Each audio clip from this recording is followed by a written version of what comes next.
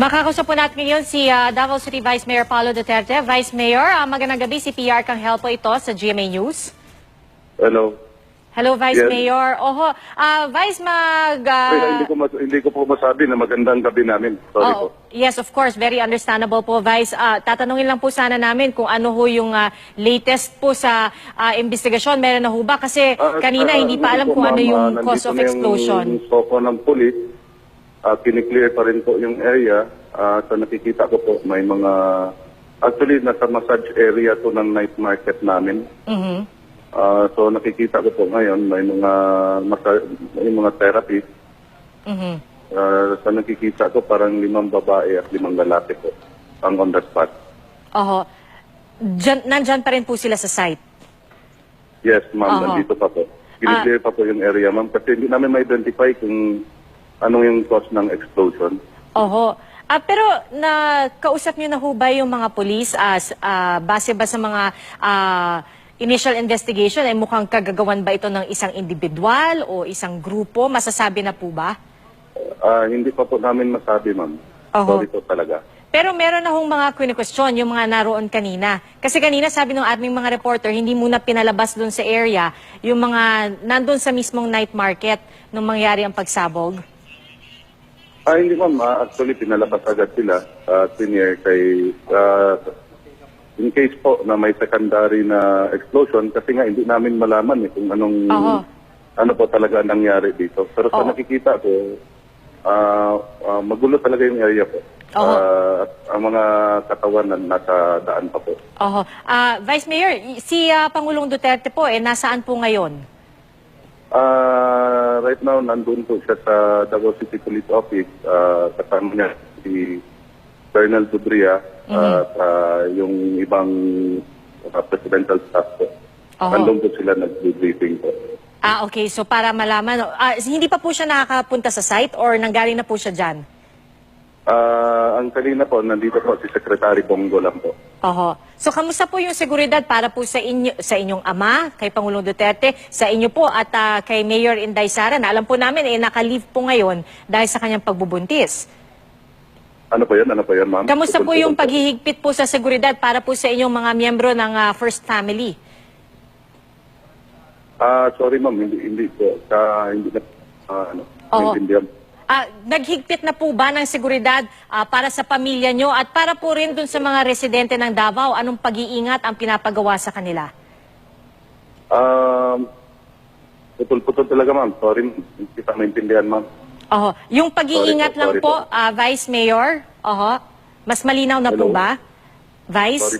Sorry po. Hindi kita marinig, ma'am. Okay, sige. Mukhang nagkakaroon lang po tayo ng problema dun sa ating linya ng komunikasyon. Pero gaya nga po ng sinabi ni Vice Mayor Paulo Duterte, hanggang sa mga sandali ito, naroon pa rin yung mga casualties at doon po sa massage area. So night market po ito, pero meron siyang massage area kung saan doon pupunta yung mga kumakain, bago kumain o kaya pagkatapos para magpamasahe. So hindi pa nila alam kung itong mga to ay lahat mga therapist o kung meron din yung mga napadaan lang, no? At gaya po ng nasabi natin kanina, umakyat na sa 30 yung bilang ng sugatan sa pagsabog sa Davao City ngayong gabi lang. At 7 sa mga yan ang dinala sa Davao Doctors Hospital. At hindi pa rin bababa sa siyam ang patay. Ayon po yan sa mga first responders.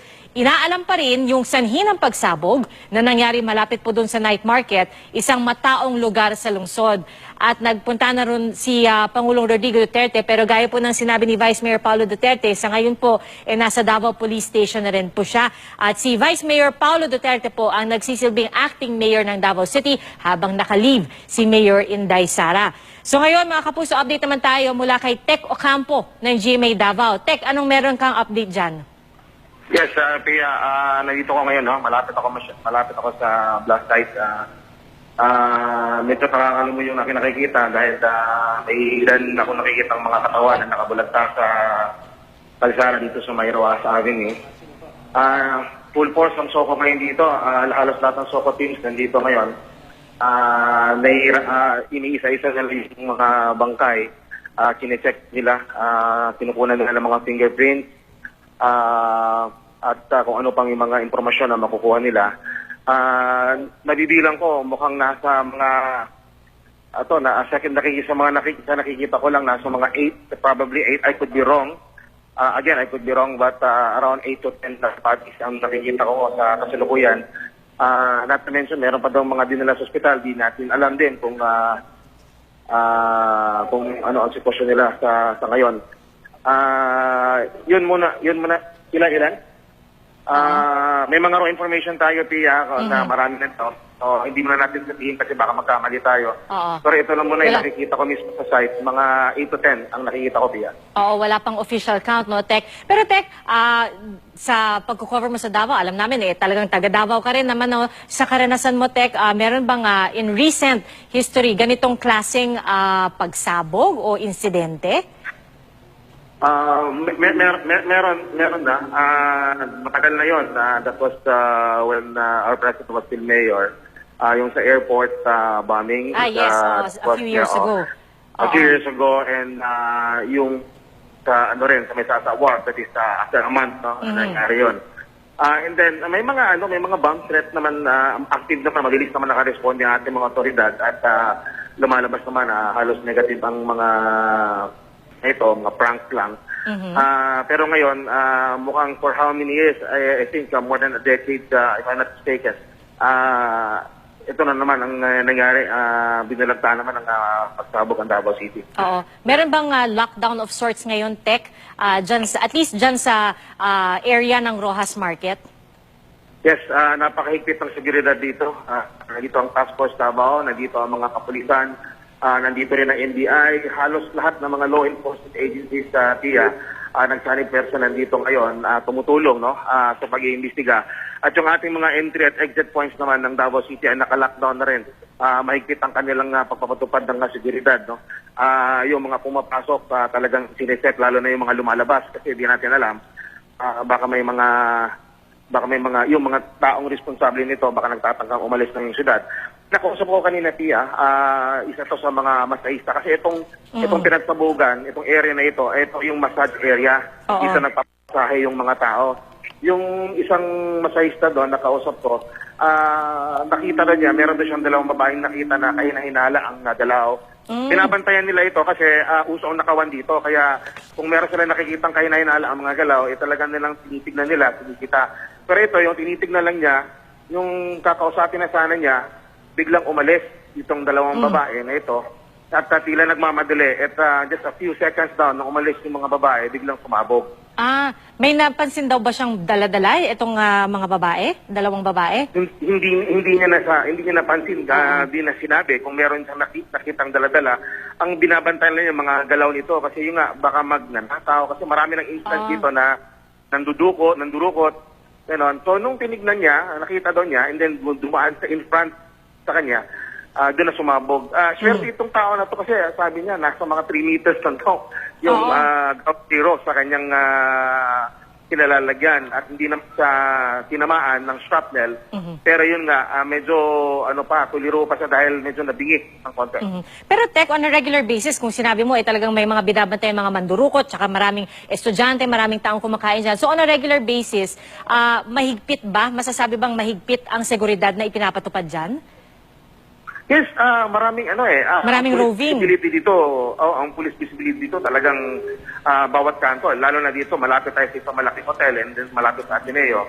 Mention ko na lang, Marco Polo, dito talaga tumatambay ang ating mga police enforcers. Kasi sa kabilang kanto naman ng Roas, going there sa may boulevard, meron ding isang mobile doon. So, as a matter of fact, yung kung police visibility lang ang pag-uusapan, marami talaga. No? Pero yun nga, itong ang mga terorista o sino ba itong mga grupo na ito na gumawa nito, siyempre binabantayan na ng mga otoridad. Pero makatiyempo talagang gagawa sila ng kanilang CCTV camera meron din, Tek?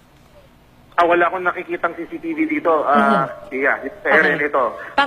Hindi natin alam kasi meron din kasing mga hidden CCTVs ang city government. Kasi we have about 200 cameras in the city. So, hindi natin alam, baka may nakuha rin sila. Alright. Tek, panghuling tanong na lang, meron bang sinabi ang mga police so far na posibleng kaugnayan ng insidenteng ito doon sa mga naunang death threat laban kay Pangulong Duterte? Wala pa tayo makausap na magbibigay ng mga official statement. On my end, ewan ko sa ibang area, pero on my end, wala akong nakikita dito, nakakausap. Halos di ko mabibig nila dahil ongoing pa nga daw ang investigation. Nagkakaroon pa ng kakatapos na, ongoing ang post-blast. At the same time, yung mga taga-soko natin talagang sineset pa yung mga bodies niya. Alright, Tech Ocampo. Or may warning ka dito sa mga gumawa nito, sir? Well, it says that there's a crime committed, murder, and we will proceed accordingly. We will investigate and in the fullness of God's time, we'll be able to solve the problem. Are we still safe? Davao Marshal, sir. Yes, of course, Davao is safe. Davao is safe. Wala man ditong criminals na. There is no criminality except terrorism which I've been harping all along. That the next horizon, I remember giving it like 3 to 7 years. And we will have the narco politics, and of course we have to confront the ugly head of terrorism. In Sir, do you consider this as a failure of intelligence? No, we were ready for this. I said, how could it be? There was this warning. And of course, there's also another one, the Maoti incident. And there has been a lot of violence committed lately by the terrorists. So we will treat this as a police matter about terrorism. Are you still going to pursue your quarantine? Yes, I did that. Yung ulo ng babae, please, pabawa lang. It's not an isolated case in the sense that there are a lot of, there was a grenade throwing into Cotabato City and assault on so many places. It's just fortunate that we do not have to fight the Communist Party of the Philippines right now. So we can wait. Let me finish. We can proceed with our investigation in a very limited area. Yeah, again. I've been telling you how would you characterize this thing? It's always terrorism. God. Well, we will. I'm sure that the city. You have to hear from the mayor first. Then maybe after that we can. The national government can. Share. Mayor, may blast report na bomba ko klase bomba. Initial na po. No, I will not. I will not. We have leads, but I will not reveal it to the public. Sir, open mo kung may mga foreign investigators. Pababa po ang ulo. No, I do not want any foreign investigators in the city. The police of the Republic of the Philippines and the military, the armed forces of the country are capable of doing the investigation and doing it correctly. Sir, yung initial report na sinasabi ng LPG daw yung cost ng pagsabog, dinidisregard din na ba yun? Again, Yung LPG, sir, yung cost ng pagsabog. So, dinidisregard din. no, I said I cannot give you an information regarding the leads of what was used to detonate. Sir, do you think this is somewhat in retaliation to your directive to destroy the ASG and in response, this is the response to their offensive? That's why I said they gave us the warning. Not only in Hulo, but in other places. So, we were forewarned. We were ready. And all of the commanders are here. And even filed on sa Bureau of Customs at yung mga intelligence natin, heads, nandito. But I said, unfortunately, we cannot freeze or order people to stop to be searched because that would be fascistic. Sir, sinadya Then po ba it ito, is sir? not a democracy anymore. Sir, That is the price of being a democratic state. Sir, tinaon po ba pero nandito ka po sa Ano po? tinaon po ba sa tingin nyo? Tinaon. I really do not know because it's not a surreptitious act. But because of the threat against me and people in government, I have to calibrate my moves very carefully. President orders still stands na kumpigyan ng ASG. Well, everybody is a suspect. Of course, ASG made the threat. So, we will look into that. How about the narco-politics? I said it is also on being considered. But yes, there will be, I said, a reprisal to all of these things. Maybe because of the Sulu incident. At least we know who made the threats. Ang importante, alam natin kung sino yung nilananakot. Sinasabi niya kung sino yung nananakot. Sir, nung nakaraan mga panahon, sir, yung pati yung Cebu, nasali nila, ano po yung mga sa Cebu? Wala, they made public about Mindanao. I don't know, but and it was placed the entire country on alert.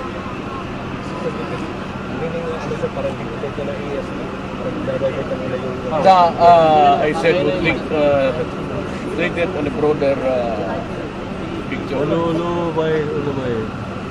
It would be very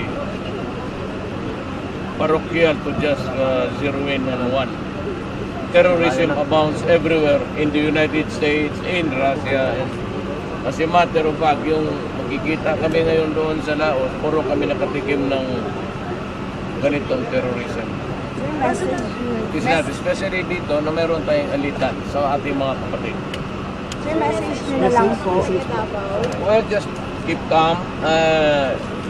It's seasonal. In our city, we have suffered the most. One of the most battered cities about terrorism and all of these things, criminality. And I said, government is here with you as much as was humanly possible. We will protect everybody. We have very limited soldiers and policemen. So I suggest that the citizens also do their part by being vigilant, and at this time you can go anywhere, but be sure if the hairs on your neck stands up, there's something that's afoot, then maybe just get out as soon as possible. But there will be a lockdown in the city, and there will be so many checkpoints along the way. These are extraordinary times, and I suppose that I'm authorized to allow the security forces of this country, of our country, to do searches. Maghinto kayo sa mga checkpoints. If you see a sign there that there are soldiers flashing their lights, turn off your headlight, switch on to your lights inside your cars, because I'm authorizing them to search. So if you do not have anything to hide, I am suggesting that you be liberal enough to understand us, because we are trying to cope up with the crisis now. There is a crisis in this country involving drugs, extrajudicial killing, as they say, killings, and there seems to be the environment of lawlessness, lawless violence.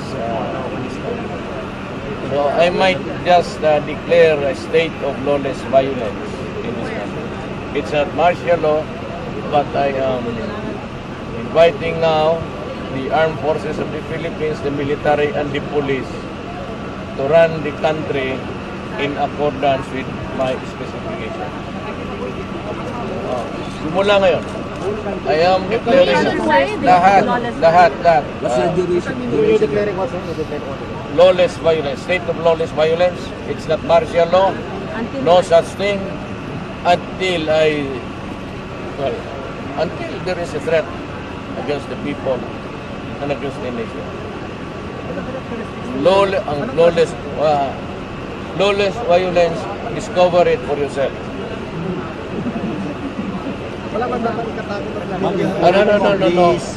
Yeah, lawless, any action, any punitive or any action at all taken by the security forces would be in furtherance to stop terrorism. And I am including drugs because so many killings unfairly attributed to the police na parang handiwork daw ng police. We do not do that. Of course, there are a lot of people have been killed because of itong gunfight. They just do not believe, as some others are tend to do, na akala nila hindi lumalaban itong mga drug people. Itong mga drug people, sira ulo na nito. You have to what mind them because their brains have shrunk. And most often than not, they really fight it out. Sir, That they have to understand. does that declaration mean that we can are we expecting now the presence of more military men throughout the country? Yes, and the movements will be orchestrated by the national government. That binds everybody. I have this duty to protect the country. I have this duty to keep intact the integrity of our nation. So I'm declaring now a state of lawlessness. It is not martial law. It has nothing to do with the suspension of the writ of habeas corpus. We go about what I said. There will be checkpoints. There will be occasional, and I believe that we are allowed to do that under such circumstances. Curfew, may curfew ba yun, sir? Thank you, sir. Okay? Sir? Ano po? Thank you, Mai. Thank you, Mai. I leave it to the police and the military to determine. I am not the police, but I am not the military man. They can do what they really want to address the problem and to find out who are responsible people who commit it. No, state of lawlessness. Until such time I say that it's safe for everybody.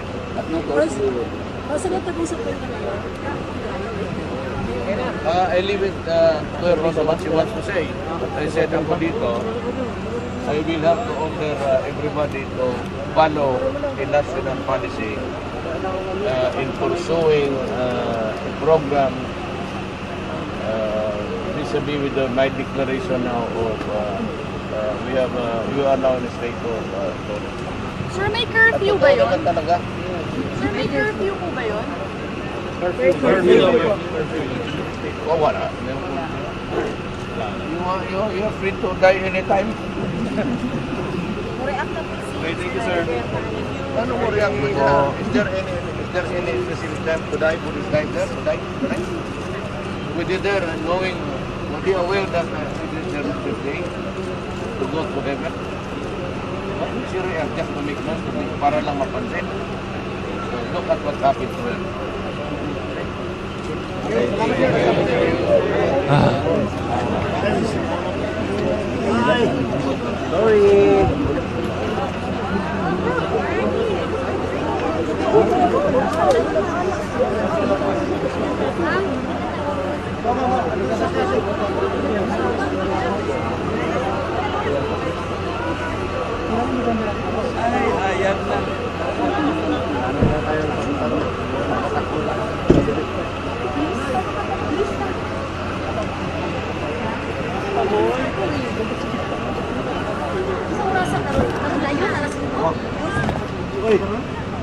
Kayak na.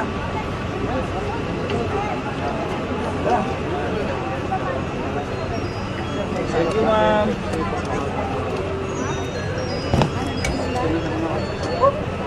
Hello. Yo.